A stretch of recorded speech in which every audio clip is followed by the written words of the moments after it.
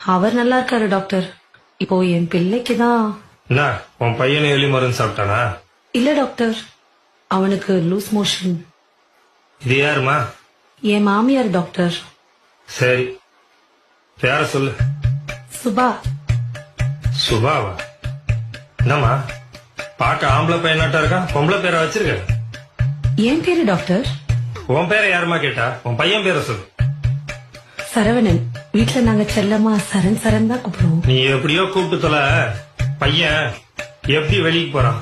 கதவு திறந்து வச்சா போதும் டாக்டர், அப்படியே வெளியே ஓடிடுவான். அதனால நாங்க எப்பவுமே கதவை பூட்டியே வச்சிருப்போம். ஏமா நீ எப்பவுமே இப்படித்தானா?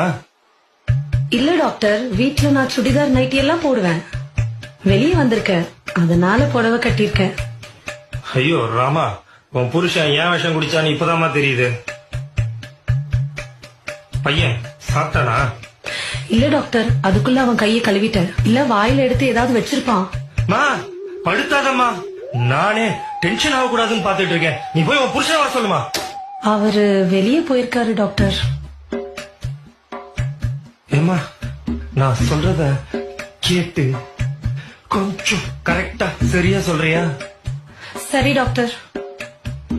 பையன் வயிற்றுக்கு ஏதாவது சாப்பிட்டானா? இல்ல டாக்டர், பால் மட்டும் குடிச்சான். பாலை காய்ச்சி குடுத்தியா? தாய்ப்பால எப்படி டாக்டர் காய்ச்சி கொடுக்க முடியும்? மா, பையனுக்கு 3 வயசு ஆகுது, இன்னுமா தாய்ப்பால் குடிக்கிறான்? இல்ல டாக்டர், என் குடும்பத்துல எல்லா குழந்தைகளுக்கும் 5 வயசு வரைக்கும் கட்டாய தாய்ப்பால் கொடுக்கணும்னு எங்க மாமியார் சொல்லிருக்காங்க டாக்டர். ஆமாமா, இப்ப உன் குடும்ப கதையெல்லாம் எனக்கு ரொம்ப முக்கியம். ஏமா பையன் ஏதாச்சும் சாப்பிட்டானா? பால் தவிர ஆவின் பால் மாதிரி ஏதாவது சாப்பிட்டானா? ஆவின் பால்லாம் இல்ல டாக்டர், நாங்க ஆரோக்கியம் தான் வாங்குவோம். என்னத்தை வேணா வாங்கி சொல்லமா, அந்த கருமத்தை அவன் குடிச்சானா? இல்ல டாக்டர். மோஷனு தண்ணி மாதிரி போறானா? இல்ல டாக்டர், கொஞ்சம் சாம்பார் மாதிரி போறான். என்னது சாம்பார் மாதிரி போறானா?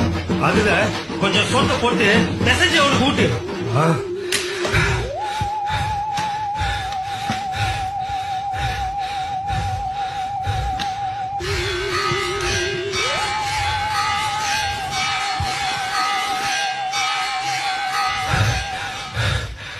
இவளை எப்படியாவது பேசி துரத்திடணும், இல்ல நம்மள சாவடிச்சிருவா.